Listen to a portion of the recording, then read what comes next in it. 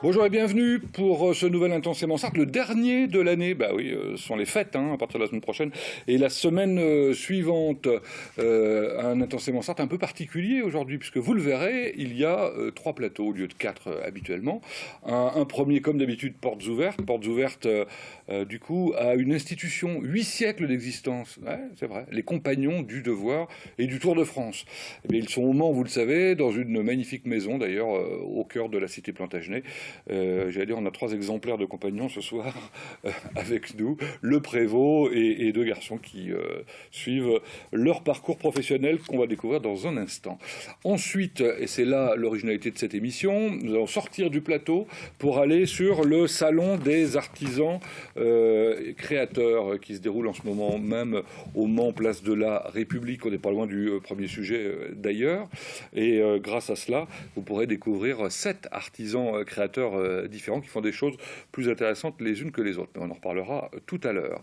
Et puis enfin, notre invité intensément sartois est un jeune maire, un maire arrivé, d'ailleurs il y a peu de temps, je crois, en Sarthe, et puis à peine arrivé dans sa commune, il a été élu, il est devenu maire. Il s'agit de Jean-François Salesny, maire de Pressigné, qui vient en compagnie de 2 de ses adjointes, Agnès Herouin et Christiane Fumal. Voilà, vous saurez donc tout sur Pressigné dans un instant où il se passe beaucoup de choses. Il y a une actualité débordante. J'étais assez surpris d'ailleurs de le découvrir sur leur site internet. On en parle dans un instant. C'est parti pour 1 heure.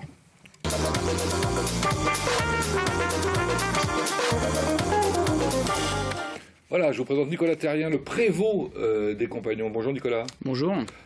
Prévôt, ça veut dire le chef ? Le responsable de la maison des compagnons du Mans et celle de Laval également. C'est moi qui m'occupe de ce qui est relations entreprises, promotion de tout ce qui est compagnonnage au niveau de la Mayenne et de la Sarthe, et également placement des jeunes en entreprise, relations avec les entreprises et suivi des jeunes au quotidien. Ça veut dire que vous êtes vous-même à l'origine compagnon, bien sûr. Exactement. Dans quel domaine ? Je suis charpentier de métier. Donc j'ai effectué mon tour de France lors des 10 années passées. Puis à l'issue de mon parcours charpentier chez les compagnons, j'ai décidé de prendre les responsabilités de prévôt pour transmettre ce qu'on m'avait transmis pendant ces années. Compagnon du Tour de France, je disais il y a un instant, on dit compagnon du Tour de France, on dit compagnon du devoir Plutôt compagnon du devoir. Après, c'est des appellations. En règle générale, c'est compagnon. Après, bon. Alors, vous êtes venu avec 2, on dit quoi, futurs compagnons ou déjà compagnons ? Alors, ça dépend de leur stade, mais ils sont en formation chez les compagnons. Et alors, est-ce qu'ils sont déjà compagnons ? Non, pas encore, on est à la fin du cursus ? Voilà, on est plutôt sur la fin du cursus, compagnon. Pendant le Tour de France, on est aspirant, on dit, donc on aspire à devenir compagnon. Bon, vous aspirez, Guillaume ? Oui, je suis aspirant en première année. Alors, Guillaume Couret, compagnon du Tour de France, qui nous vient d'un département voisin. Du Perche. Ouais, vous n'êtes pas très loin, en fait. Hein. Non. Bon, en revanche, vous avez démarré votre compagnonnage à Angers. Oui, j'ai fait mes 3 années de bac pro à Angers, oui. Bon, on en parle dans un instant de votre parcours. Dans quel domaine, pardon ? En maintenance des équipements industriels. Ah oui, c'est ça. Les compagnons, c'est pas que, comme on l'imagine obligatoirement, les métiers traditionnels. On est aussi sur la technologie. Exactement. Hein ? Et on pousse vers ça un maximum, puisque les métiers, il y a 50 ans, c'est quelque chose, mais aujourd'hui, on pousse vers le futur plus que vers le passé. On s'occupe des monuments historiques, etc., comme on l'imagine, mais aussi à la pointe de la technologie, au niveau industrie, au niveau matériaux souples, au niveau, etc. Et dans tous les domaines, on va être à la pointe de la technologie. Ouais, c'est marrant d'ailleurs de choisir d'être compagnon dans un domaine technologique. Vous nous direz peut-être pourquoi tout à l'heure. Je voudrais vous présenter quand même avant, parce qu'il attend depuis un moment. Dimitri Andriot, bonjour. Bonjour. C'est vous qui venez du plus loin, en l'occurrence. C'est ça, de Champagne-Ardenne, en Haute-Marne. C'est une drôle d'idée de venir dans la Sarthe pour faire votre compagnonnage. Il y avait un intérêt, parce que vous êtes en train de faire votre Tour de France, en fait, tout simplement. C'est ça. Ça fait 6 ans que je suis sur le Tour de France. Après, vous changez tous les combien ? Je change de ville 2 fois par an. Donc tous les 6 mois ? En gros, oui, c'est ça. À peu près. On a une période d'été, une période d'hiver. Bon, c'est un choix que vous avez fait ? Oui. Il y a quelques années ? Oui. En sortant de lycée. Ouais. Pour devenir maçon, alors ça c'est étonnant aussi, ça veut dire quoi ? Ça veut dire que vous aviez eu une envie d'être, j'allais dire, de réaliser quelque chose d'important dans le patrimoine ? Oui, bien sûr. J'ai toujours voulu faire maçon depuis l'âge de 10 ans. Construire des bâtiments. Ouais, c'est ça, construire quelque chose de mes mains.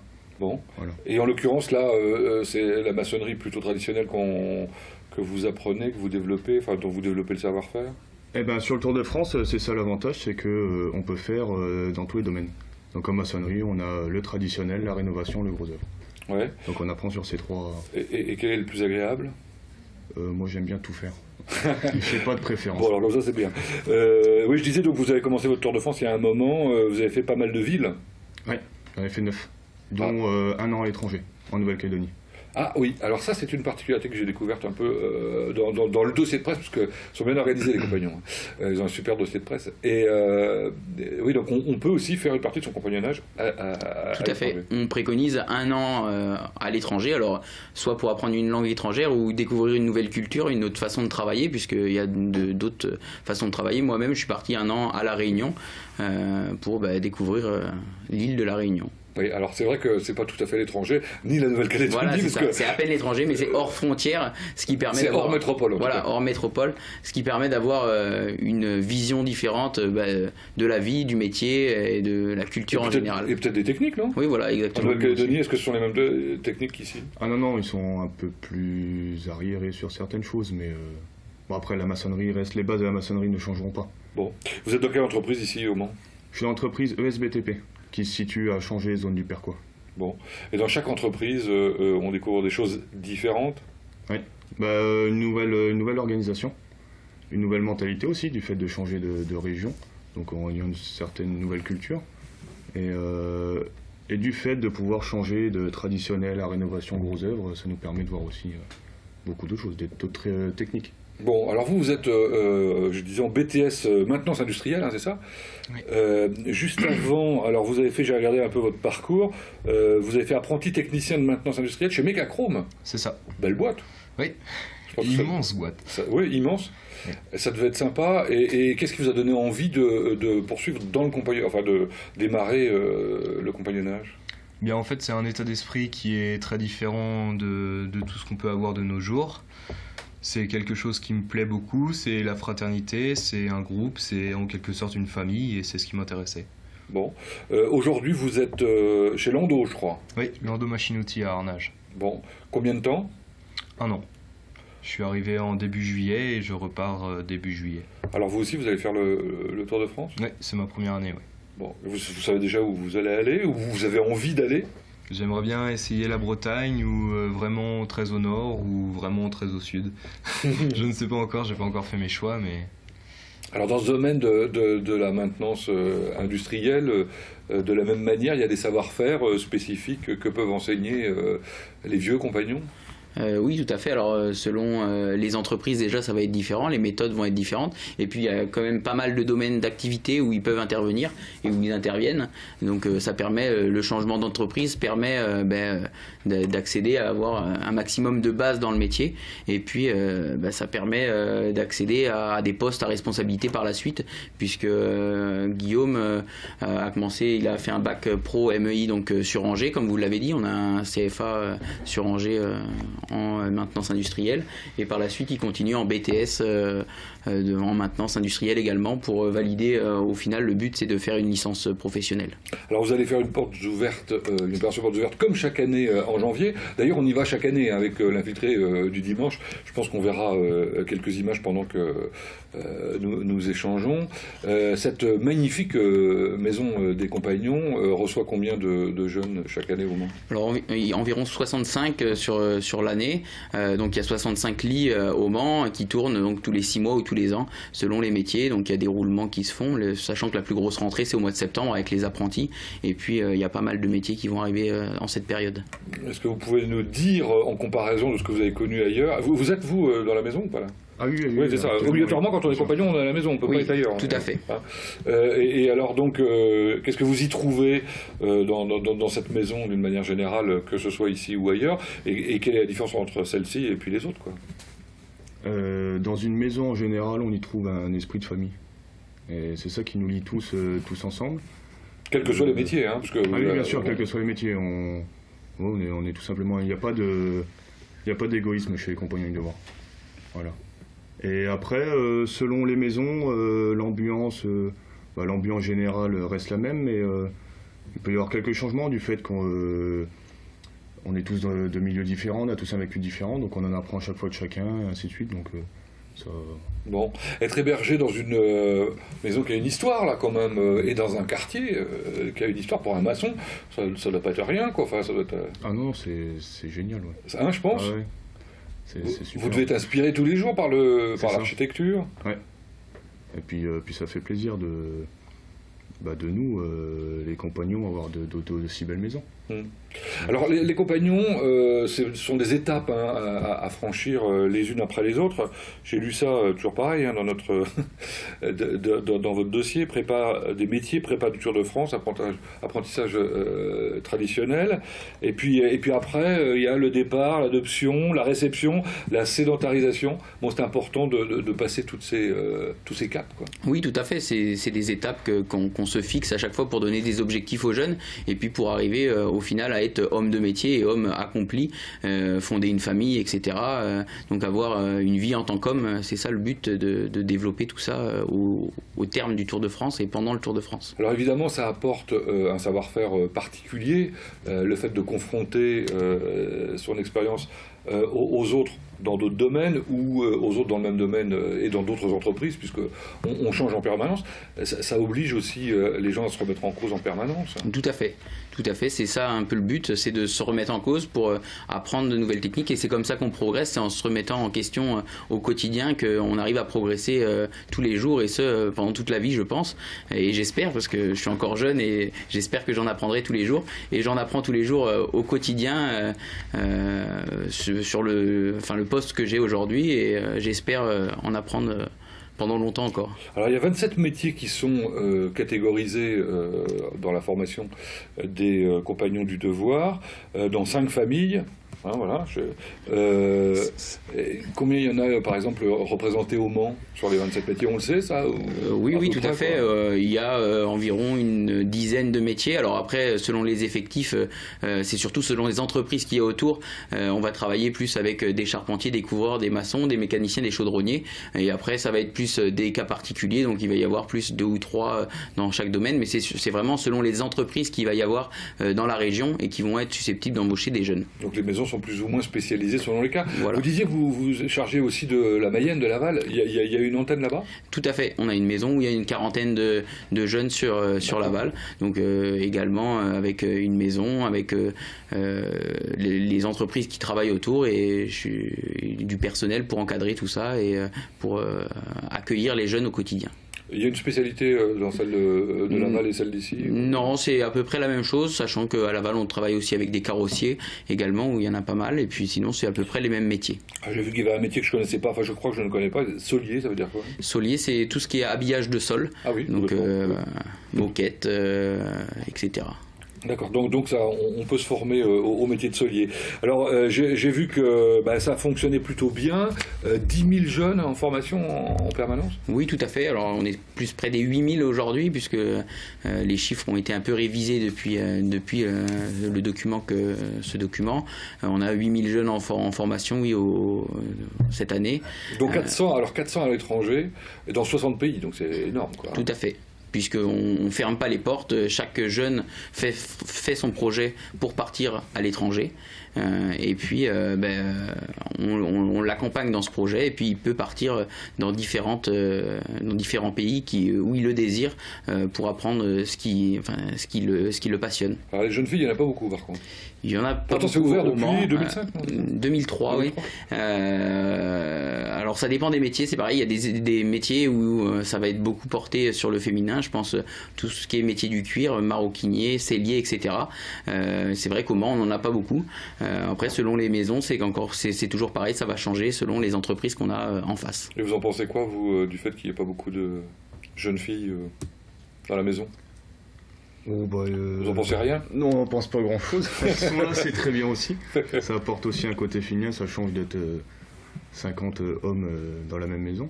Ouais. Et puis non, après elle mérite tout autant de devenir compagnon qu'un homme. Bon, donc on les invite à s'inscrire, à découvrir aux portes ouvertes, parce que voilà, c'est ouvert, bien évidemment. Tout à fait, on a les portes ouvertes les 22, 23 et 24 janvier. Faut pas hésiter à venir pousser les portes, vous découvrirez les métiers que l'on propose chez nous. Vous pourrez parler avec les jeunes également qui sont en formation. Ça permet de savoir un peu au quotidien ce qu'ils font et ce qu'ils ressentent, les soucis qu'ils peuvent avoir, tout ce qu'il peut y avoir de bénéfique également. Puis on peut peut-être découvrir quelques chefs-d'œuvre des compagnons aussi. C'est quoi un chef-d'œuvre?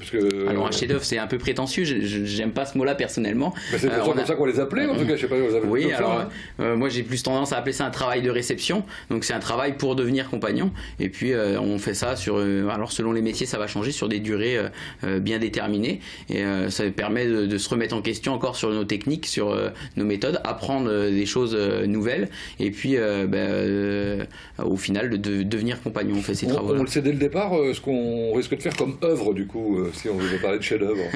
On sait dès le départ, non, ça mûrit au fur et à mesure, et surtout l'année où on va le réaliser. Et puis il y a une relation qui se fait, et puis avec en fonction des besoins du moment dans la maison, ou une reproduction, un appel pour une reproduction, etc. On fait ce genre de travaux. Après, Dimitri, vous êtes bien avancé là dans votre apprentissage. Oui. Mais du coup, là, sur le travail de réception, moi je l'ai réalisé cet été. Ah, vous l'avez fait? Au mois d'août. Ouais. C'est quoi? C'est un totem.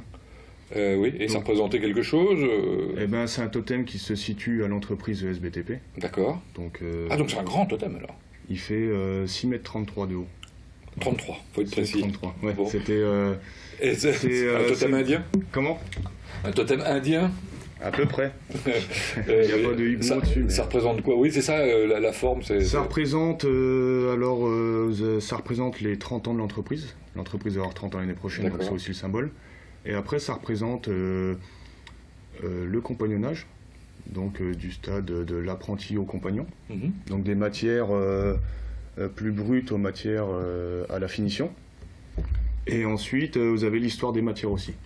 Donc des matériaux que nous, les maçons, on utilise.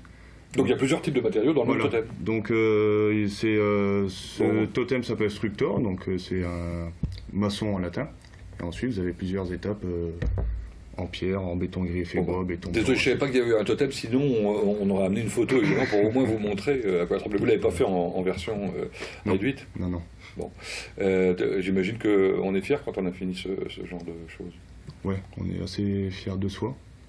Et tout le monde a été invité à l'inaugurer. Je sais pas, on inaugure ça? On fait quoi?